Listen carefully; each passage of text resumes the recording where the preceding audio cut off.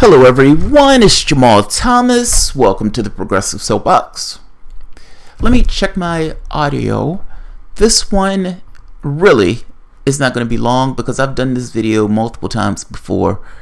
And it's taken a year for the rest of the political class to catch up. So I am just going to read it out of what it is. And I'm going to read the evidence, not from the words of the opponents, but for the people who are on the side of the people who this is against. Just so we understand and we're clear on what we're talking about. Democratic Party is accused of funneling $84 million into the Clinton Foundation. Or Clinton campaign. You don't say. You don't say. Up to 40 state Democratic parties could be implicated in an alleged scheme to illegally funnel some of $84 million to Clinton's 2016 presidential campaign, according to a new report. It's not a new report! It's not a new report! I'm sorry, this is aggravating. This is... Serenity now. Serenity now. Serenity now. It's not a new report. This has been known going back to 2016 that Hillary Clinton was funneling money from those state agencies into her campaign, giving only 1 or 2% back to the states. It is amazing to me that this story is being read as if we've just found this out. We've just found this out. Who knew that she was funneling money from the states into her campaign? I knew because Counterpunch did the story, Politico did the story, and then ultimately, the largest secret that everybody knew, Donna Brazile eventually did the story herself. Nevertheless, the legal apparatus has finally caught up to this particular shenanigans, if you want to call it that. Let's read the story, but I'm not going to read it from their take because you can say these guys are biased, these guys are full of it, etc., etc. I'm going to read it from Donna Brazile's take where she explains the money laundering scheme herself. Call Donna Brazile to the stand and let Donna Brazile explain the money laundering scheme. At the very end, Donna Brazile going to say, this wasn't illegal, but it was, what's the word she used? It was, I can't think of the word she used. But clearly, it wasn't necessarily ethical. I think she used it wasn't illegal, but it was unethical.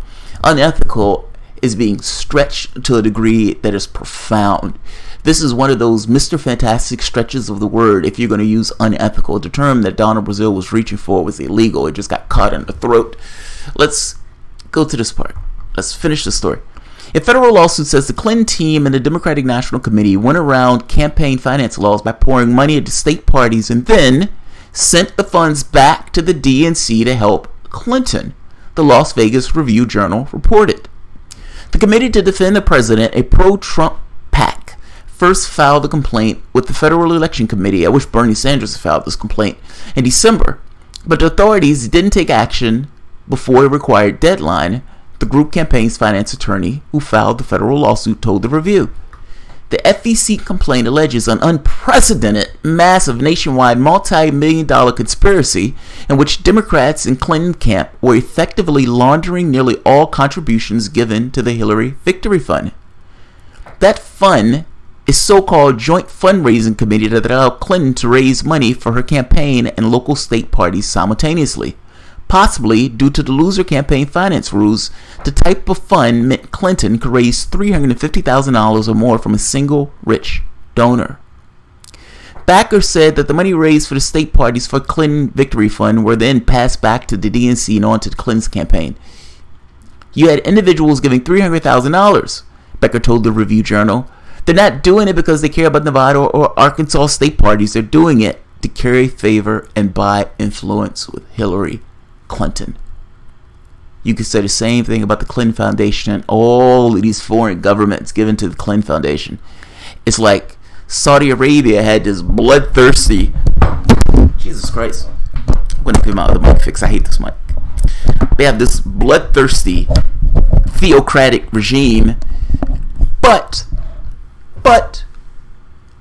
they care about things, and because they care about charities and everything else, they give to the Clinton Foundation. Am I honestly to believe that this bloodthirsty regime that cut off heads and arms and in some cases crucified other human beings care so much about human beings that that's why they give it to the Clinton Foundation? Or are they given to the Clinton Foundation because they know when they pick up the phone, you will get a Bill Clinton, a Chelsea Clinton, or Clinton herself at the other end of that phone picking it up? Is that the reason Turkey gave? Or Morocco? Is that the reason those other countries were given to the Clinton Foundation? No, I'm pretty sure it was all because they cared about human rights. Don't believe them, though. That's a Trump team. And you can't believe stuff that Trump says. You can't believe it at all. So don't take Trump's super PAC's word for it. What about that hack, that political hack, Donna Brazile, that was head of the DNC committee herself? What about her? Is she a hack? Does she count as somebody who wouldn't necessarily tell the truth about something that's for her own team? Mind you, the woman has been a soldier to the end. So let's take her word, or let's hear her, give her take on this in her book that she was hawking, and the piece that ended up on Politico. I'm going to try to do my best to represent the voices to the degree that I can represent the voices. Let's try right here. Alright, let's start up here. Before I called Bernie Sanders, I lit a candle in my living room and put on some gospel music. I wanted to center myself for what I knew would be an emotional phone call. I had promised Bernie, when I took the helm of the Democratic National Committee after the convention, that I would get to the bottom of whether Hillary Clinton's team had rigged the nomination process, as a cache of emails stolen by Russian hackers and posted online had suggested. I'd had my suspicions from the moment I walked into the door of the DNC a month or so earlier based on the leaked emails, but who knew if some of them might have been forged? I needed to have solid proof, and so did Bernie. Because she's so in the tank for Bernie Sanders. They have such a close relationship. So I followed the money. My predecessor, Florida Representative Deborah Wasserman Schultz, had not been the most active chair in fundraising at the time when President Barack Obama, had left the party in significant debt. As Hillary's campaign gained momentum, she resolved the party's debt and put it on a starvation diet. It had become dependent on her campaign for survival, for which she expected to wield control of its operations. Let me read that again. As Hillary's campaign gained momentum, she resolved the party's debt and put it on a starvation diet. It had become dependent on her campaign for survival, for which she expected to wield control of its operations. The wild part about this is people would honestly say with a straight face, it wasn't rigged.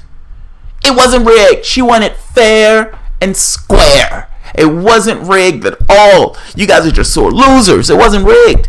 And you go back to Donna Brazile's piece, even to the degree that Donna Brazile is making the case, a soldier for the Democratic Party, at the time, part of the DNC, corrupted official that lost her job at CNN because she was passing information to Democrats, but not corrupt enough to be head of the Democratic National Committee. Good soldier to the end. The interesting part here, however, is Hillary Clinton is owning the Democratic National Committee, and based on what Donna Brazile said, expected to will control of his operations.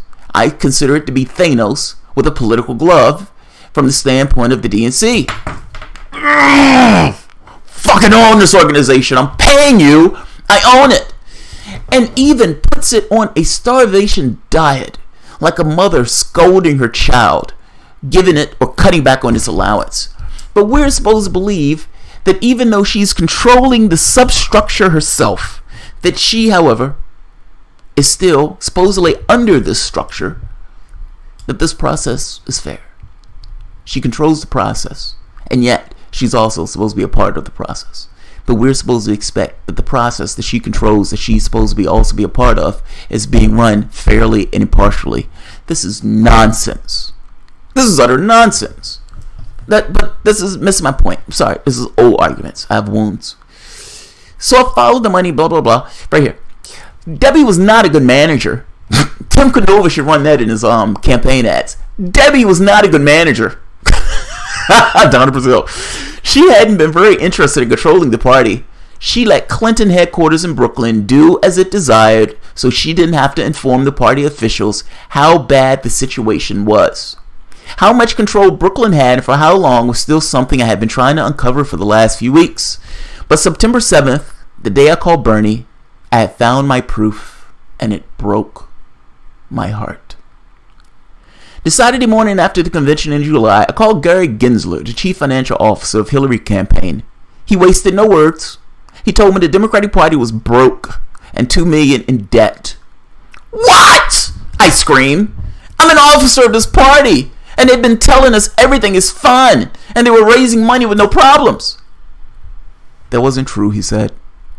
Officials from the Hillary campaign had taken a look at the DNC books. Obama left the party $24 million in debt, $15 million in bank debt, and more than $8 million owed to vendors after the 2012 campaign. He was like a rock star, trashing a hotel, and had been paying that off very slowly. Obama's campaign was not scheduled to pay it off until 2016. Hillary for America, the campaign, and Hillary Victory Fund, its joint fundraising vehicle with the DNC, had taken care of 80% of the remaining debt in 2016, about $10 million, and had placed the party on an allowance. God, that's embarrassing. Just stop right there for a moment. Think about what's being said. Candidates are supposed to be running under the structure of the Democratic National Committee. The Democratic National Committee is supposed to be fair and impartial in the way that it goes about its affairs for the candidates who are running in the process that it itself is running. Think of a tunnel, think of candidates walking through the tunnel, and think of that tunnel as being a process or a campaign. Maybe this is a bad analogy. The tunnel is supposed to be equal size for everybody who's walking through the tunnel, but one of the people have this device that allows them to change and contort the configurations of the tunnel that other people don't necessarily have access to. Now, she's putting the party who she's supposed to be running under, is she's putting on an allowance. I find that to be amazing. That's magnificently embarrassing. I mean, come on. It's like it's embarrassing. It's like your mom putting you on a diet. Putting you on an allowance. If I didn't know about this, I assumed that none of the other officers knew about it either. That was just Debbie's way. In my experience, she didn't come to the officers of the DNC for advice and counsel. She seemed to make decisions on her own and let us know at the last minute what she had decided, and she had done this, and she had told us about the hacking only minutes before the Washington Post broke the news. On the phone, Gary told me that the DNC needed $2 million loan, which the campaign had arranged. No! That can't be true, I said. The party cannot take out a loan without the unanimous agreement of the officers. Gary, how did they do this without me knowing, I asked. I don't know how Debbie relates to the officers, Gary said. He described the party as fully under the control of Hillary's campaign, which seemed to confirm the suspicions of the Bernie camp.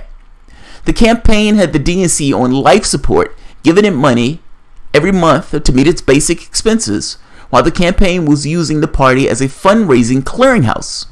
Under the FEC law, an individual can contribute a maximum of $2,700 directly to the presidential campaign, but the limits are much higher for contributions to state parties and national committees. Individuals who had maxed out the $2,700 contribution limit to the campaign could write an additional check for $353,400 to the Hillary's Victory Fund. That figure represented $10,000 to each of the 32 state parties who were part of the Hillary's Victory Fund agreement, $320,000 and $33,400 to the DNC. The money would be deposited in the states first, then transferred to the DNC shortly after that. Money in the battleground states usually stayed in the state, but all other states funneled the money laundered the money directly to the DNC, which quickly transferred the money to Brooklyn. That's money laundering.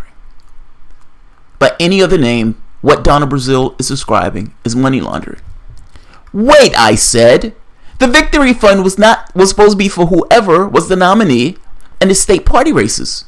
Are you telling me that Hillary Clinton has been controlling it since before she got the nomination?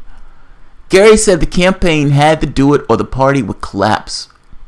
That was the deal Robbie Mook struck with Debbie. He explained, referring to the campaign manager, Robbie Mook, it was to sustain the DNC. We sent the party nearly $20 million from September until the convention and more to prepare for the election. What Donna Brazile is describing here is money laundering. They come up with a scheme in order to get people to be able to donate big ticket money or big dollars, $353,400 to states. The money was then funneled from those states to Brooklyn, Clinton, to work on behalf of the Clinton Foundation or Clinton Camp. For all intents and purposes, the money just went to Clinton with maybe a 2% overhead. You could have just kept the 2% and gave the money directly to Hillary Clinton. There wouldn't have been that big of a difference between those things. This is Donna Brazile telling you herself. This is not a Trump super PAC.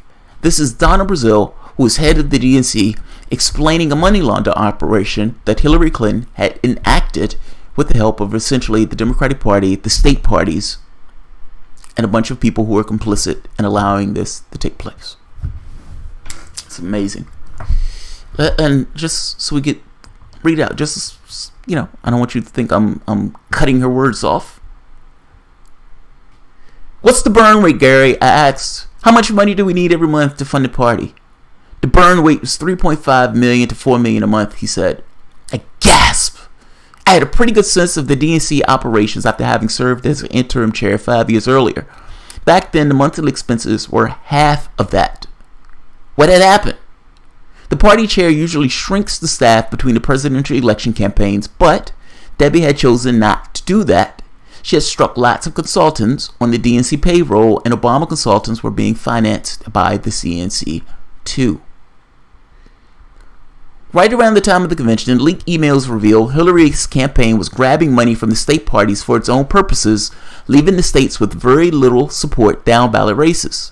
A political story published on May 2nd, 2016 described the big fundraising vehicle she had launched through the states the summer before, quoting a vow she had made to rebuild the party from the ground up. When our state parties are strong, we win. That's what will happen. Yet, the states kept less than half of 1% of the $82 million that had amassed from the extravagant fundraiser Hillary's campaign was holding, just as Gary had described to me when I talked in August.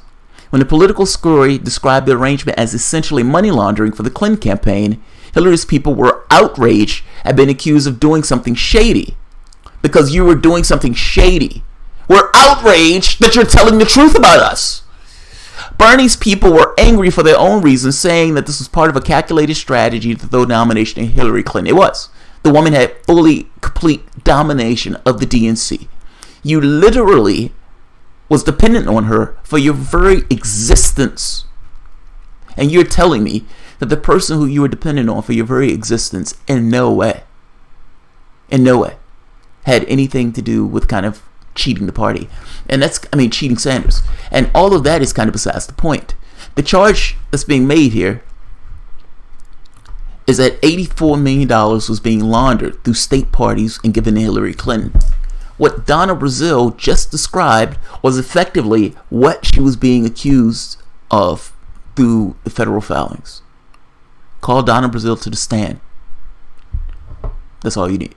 Donna Brazile herself is making this case. And listen to this part. This part is awesome. I love this last part. I wanted to believe Hillary, who made campaign finance reform part of her platform, but I had made this pledge to Bernie and did not want to disappoint him. Oh, she loves Bernie so much. I kept asking the party lawyers and the DNC staff to show me the agreement that the party made for sharing money that they raised, but there was a lot of shuffling of feet and looking the other way. Yeah, because it was illegal. When I got back from vacation on Martha's Vineyard, I do declare, I was at last found the document that described it all. the joint fundraising agreement between DNC, Hillary Clinton Victory Fund, and Hillary for America. The agreement, signed by Amy Darcy, the former CEO of the DNC, and Robbie Mook, with a copy to Mark Elias, specified that, in exchange for raising money and investing in the DNC, Hillary would control the party's finances, strategy, and all the money raised. Are you shitting me? And there's still questions about whether or not they were cheating Sanders? That's amazing. Her campaign had the right of refusal to who would be the party's communication director. Do you think they would have hired somebody to be communications director that would have been against? Or maybe not necessarily in the bag for the Clinton camp? Seeing as Hillary Clinton was the one who had decision and final choice over that person. And it would make final decisions on all other staff. The DNC also required to consult with the campaign about all staffing, budgeting, data analytics, and mailing. I had been wondering why I couldn't write a press release without passing it to Brooklyn. Well, here was my answer. Right here. The funding arrangement with Hillary for America and the Victory Fund agreement was not illegal, but it sure looked unethical. I love that line. That is my favorite line of the piece. I love that line. That's my favorite line. Because it's like saying, Bob tiptoed into the bank and he extracted a ton of money. And while the cameras were off, Bob was able to give that money to other people who were able to walk out of the bank with the money. This looked bad, but it wasn't illegal. As if the very fact that you just said you robbed a bank, just because you put on that line that it was unethical but it wasn't illegal, somehow made it not illegal. It was massively illegal. You're talking about money laundering where she's breaking campaign finance donations, and you believe just because you put one sentence saying this was unethical but it was not illegal, that you somehow washed the legality of it away. Nonsense! That is massively illegal, not to mention unethical. I'm not going to keep this long. Fuck, it's 20 minutes. Longer than I want it. But I just want to make this point that these guys who are bringing this case, just because they're Trump supporters, doesn't necessarily mean they're wrong, especially when Donna Brazile herself is making the same argument that these guys are making and made it like a year prior. So, I'm not going to keep this. Primo, thank you, Primo. I appreciate the help with the show. Look, guys, Primo, and also leave a comment. I like when you leave comments. I appreciate all the help with the show. It's always appreciated. I mean, you guys pretty much help the show go, so it allows the show to keep going. Pat Hacker, remember when the DNC jumped Bernie for not funding down ballot tickets, and she was taking like 99% of the money for herself? And yeah, Pat Hacker, they were jumping on Sanders for not helping down ballot tickets. It was utter nonsense. Utter nonsense. William Walters. Yeah, Pat, I remember arguing with the Clinton crowd at the time this laundering was happening, with them saying Sanders wasn't helping raise money for the DNC. Amazing, right? At the exact same time where Hillary Clinton is chastising Bernie Sanders for not helping down ballot tickets, and at the exact time where she's talking about campaign finance donations or campaign finance laws, she is literally funneling money through states, laundering it through those states, and putting it in her pocket. It would be no different than if she was part of the mob, where she was essentially laundering money through the banks and putting that money in her pocket with a certain overhead. The beauty of it is, though, Clinton beats out any mob family because Clinton was able to get a 99.5% return on her investment. Amazing. Utterly amazing. That's amazing. And the FEC, that's what? What is the fuck is the point of the FEC? It's like the federal exchange, the FEC is like a federal agency that says no pooping in the yards. Clean up after your dogs. That's what the FEC is like. It's like an agency that says clean up after your dogs. And right outside the building of the FEC, there's dog shit all over the place. Everywhere. You can't even walk past it. You can barely walk into the building. It's like, fuck, man. Have you guys seen what's out here? Have you seen what's out here? Is there somebody working in this building? She's laundering money at a magnificent rate. I mean, shit, man. They expect all of us to forget this. Yes, they do, and I don't quite understand why. And I honestly hope this lawsuit has legs. God, I hope that lawsuit has legs, because I don't want them to move beyond that. They're breaking campaign finance laws. Flagrantly breaking campaign finance laws. With the fig leaf of, this money is going to state parties. Well, the money wasn't going to state parties. It was being laundered through the states. The money was ultimately ending up back in Brooklyn because Brooklyn was the person who had complete and absolute control over the Democratic apparatus. It's amazing. Absolutely amazing. Cleta, let's look forward. Yeah, let's look forward, all right? Let's not look at the crimes that are behind us. I'm going to end this here. This one has gone magnificently over. I wanted this to be a 5-minute video, but that didn't happen that way. Look, I try to explain my case, and I try to explain my point. And yes, I do read out this stuff because I want you guys to hear it for yourself. And yes, I do put the articles at the bottom so you can see it for yourself. This one went long, but thank you all for showing up. If you enjoy the content, please feel free to share, like, subscribe. Of course, you can always support the patron. Ron Paclone has a debate with Anomaly. I want to do a review of that debate. And one more thing before I end this, because I don't want to do a separate video of this. Adam Schiff is a disgusting human being. Adam Schiff, that's pushing this Russia nonsense for the Democratic Party, that's trying to go after Julian Assange, is an utterly contemptible and disgusting human being. Adam Schiff tweeted out this. Russia was kicked out of the G8 for invading neighbor in 2014. Since then, they've shot down a commercial airliner, committed war crimes in Syria, and interfered with our elections. None of this is an accident. Ancient history, your appeasement of Putin is a threat to the free world. Now, again, this is amazing to me. All of this ignores our own behavior. I mean, think about that. We invaded a country and killed 1 million people. We committed war crimes when we were trying to clear Mosul. There were cases where we bombed civilians where hundreds of people died at once, including a lot of babies and a lot of kids. We've supported terrorist regimes, including Israel and including Saudi Arabia. We've bombed during Obama's period, where 90% of the people who we were killing into those bombs were civilians. I don't understand. How on earth is the argument being made that Russia should not be part of the G8, but the United States should? Beyond that point, Donald Trump wasn't the only one that was calling for interactions with Russia, so was Juncker. Jean-Claude Juncker, the president of the European Union, making this case of Russia is a massive landmass. You can't pretend as if the shit doesn't exist, and acting as if our behavior of the world is somehow dramatically different than Russia's is insane. I would agree with you that they have a repressive regime inside the country, but let's not pretend as if our behavior has been fucking magnificent and theirs have been just horrible. Nation states behave poorly. We, particularly, have been behaving poorly. We don't not have the moral high ground in order to make this case.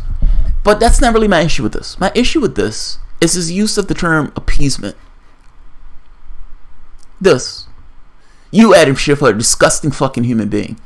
Appeasement, in this case, was used often, or the main remembrance of this, is Neville Chamberlain. Neville Chamberlain, for the Brits, essentially continuously tried to allow a certain appeasement with Hitler because he didn't necessarily want to have a war. And ultimately, one thing after the next, he was willing to cede one territory after the next, I think until it got to the point of Poland, in which he realized that Hitler was playing for keeps and that Hitler wasn't going to stop. And he eventually declared war. Now, this shocked the shit out of Hitler, who apparently was catatonic at the moment where Neville Chamberlain declared war because he thought he was going to be continuously able to take. But appeasement was the thing that Neville Chamberlain was called. That was the term that was used historically from the standpoint of looking at Neville Chamberlain, that Neville Chamberlain was an appeaser. Using appeasement in the context of Donald Trump for working with the Russians is gross and an amazing misunderstanding of history and a conflation of historical precedent. It was the Russians that helped us fight the Nazis. That's the first point. It was the Russians, the very people that he's castigating right now with us, that helped us fight the Nazis. And whatever you want to say about Vladimir Putin, they're not the fucking Nazis. They're not the Nazis. This comparison between Russians and Nazis is gross and over the top, even for somebody as slimy and disgusting and repugnant as Adam Schiff. This is no use in our typical dialect, in the way we go about our affairs and having these conversations. Donald Trump is not appeasing anybody. And the idea of him asking for Russia to be part of the G6, maybe he didn't remember, maybe he didn't know. I don't know. I don't think Donald Trump is all that bright. He's asking a question. There's nothing wrong with him asking that question. There is something wrong with you making the comparison between him asking the question to the Nazis or to the same appeasement of Neville Chamberlain with the Nazis. The comparison falls apart. Russians are not Nazis. They help us fight the fucking Nazis. He's putting that in as this kind of political buzzword, chum bait for idiots who eat this shit up about Russians. These xenophobic people who have this paradigm of the world that's been utterly destroyed when Hillary Clinton lost that fucking race. She lost! Get over it! And Donald Trump trying to have some level of foreign affairs is not the same thing as appeasement when Neville Chamberlain was giving away territory to the goddamn Nazis. There's a massive difference in those things. And using a term in this way is sleazy and disgusting, even for the likes of disgusting, nasty Adam Schiff. Fucking amazing. I'm going to end this here. I'm not going to make a separate video on this, but that's utterly disgusting and contemptible. Utterly contemptible. You may have a lot of people that don't necessarily know the context of that particular word, but Adam Schiff is using that word for political effect in order to attack Donald Trump, making this comparison, this veiled comparison to Nazis. Kind of in a way that Make America Great Again is this kind of veiled comparison of this kind of racial dog whistles. The difference here is this is not just a dog whistle. This is a goddamn siren. And it's completely inappropriate. I usually don't necessarily care from the standpoint of what people say. But comparing Russians to Nazis is gross. It's utterly gross. I'll end this here. If you guys enjoy the content, please feel free to share, like, subscribe, and you can always support through Patreon. Thanks, guys.